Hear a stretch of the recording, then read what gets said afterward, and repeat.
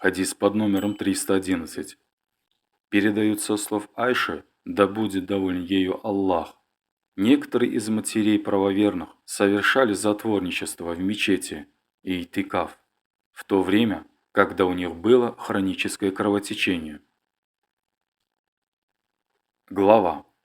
Совершает ли женщина молитву в той одежде, которую она носила в период месячных? Хадис под номером 312. Сообщается, что Муджахид сказал. Айша сказала, ни у одной из нас не было одежды, кроме как одной, которую она носила во время месячных. И если на нее попадало что-то из крови, она соскабливала с нее кровь ногтями. Глава. Использование женщиной благовоний во время совершения полного омовения после завершения месячных.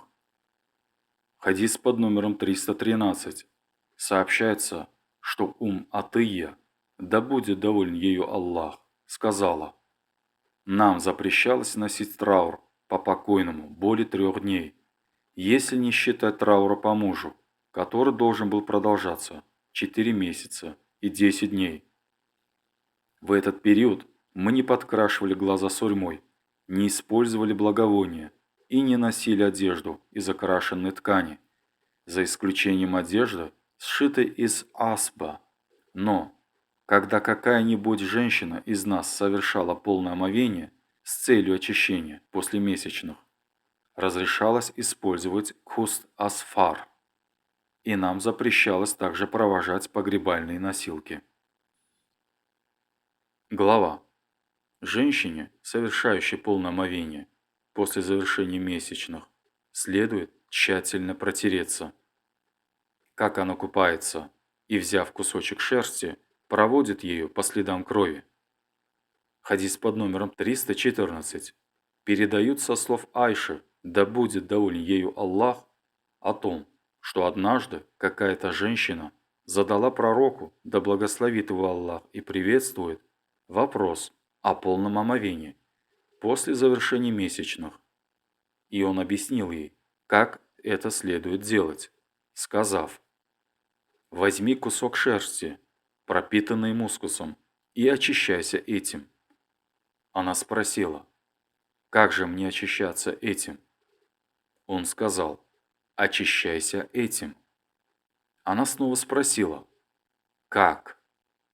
И тогда пророк, да благословит его Аллах и приветствует, воскликнул, преславен Аллах, очищайся. Айша сказала, тогда я привлекла ее к себе и сказала, протирай этим те места, где остались следы крови. Глава.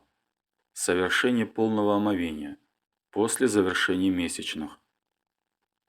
Хадис под номером 315.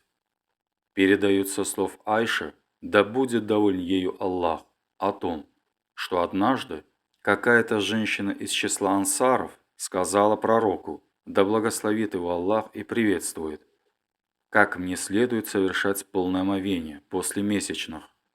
Он сказал, возьми кусок шерсти, пропитанный мускусом, и очищайся этим трижды.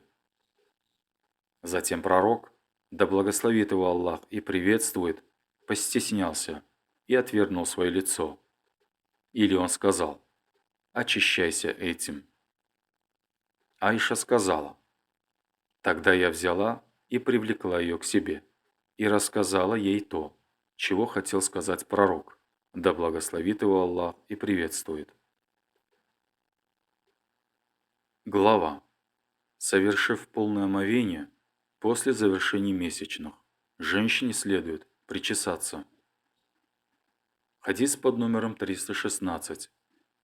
Передают со слов Урвы ибн Аз-Зубайра о том, что Айша, да будет доволен ею Аллах, сказала, во время прощального паломничества я объявила намерение совершить хаджи вместе с посланником Аллаха, да благословит его Аллах и приветствует. И я была одной из тех, кто совершал хадж ат-таматту и не гнал с собой жертвенный скот. А потом у нее начались месячные. и она очистилась только с наступлением ночи Арафата. Айша сказала: «О посланник Аллаха, настала уже ночь Арафата, а ведь я хотела совершить еще и умру».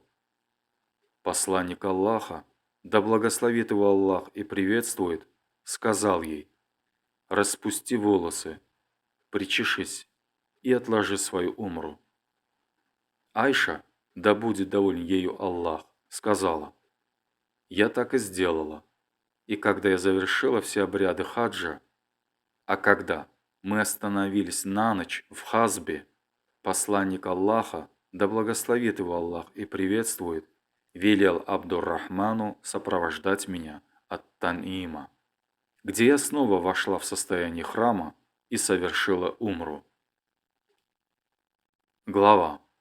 Женщине следует распустить волосы во время совершения полного омовения, после завершения месячных. Хадис под номером 317. Хишам ибн Урва ибн Аз-Зубайр передал со слов своего отца о том, что Айша, да будет доволен ею Аллах, сказала: «Мы выступили из Медины для совершения хаджа в первый день месяца Зуль-Хиджа, и посланник Аллаха, да благословит его Аллах и приветствует, сказал: пусть объявят об этом тот из вас, кто хочет надеть ихрам для совершения умры. И я сам обязательно поступил бы именно так, если бы не гнал с собой скот». После этого некоторые из них стали произносить тальбию для умры, а другие для хаджа. Я же была среди тех, кто произнес слова тальбия для умры.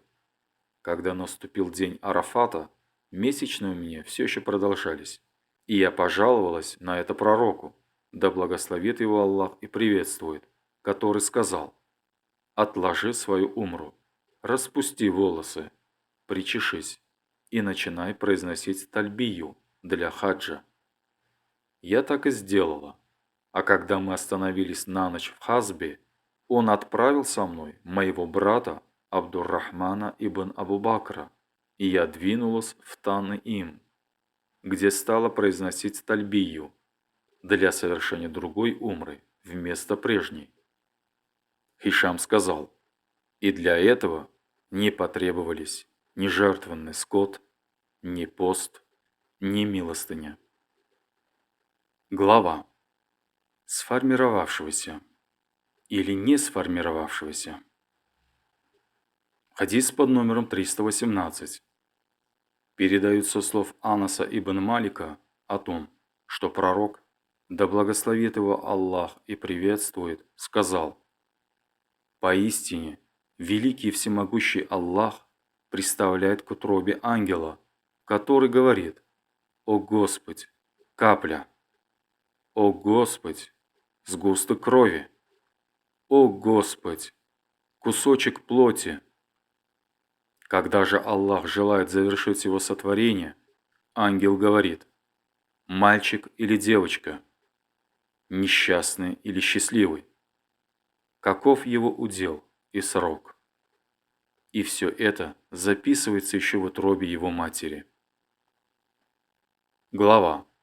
Начало и конец месячных. Хадис под номером 320. Передают со слов Айши, да будет доволен ею Аллах, о том, что у Фатимы бинт Абу Хубайш были хронические женские кровотечения, и она спросила об этом пророка, да благословит его Аллах и приветствует. И он сказал: «Это не менструация, а кровотечение сосуда. Когда у тебя начнутся месячные, то воздержись от совершения молитвы, а когда они прекратятся, то соверши полное омовение и совершай молитву».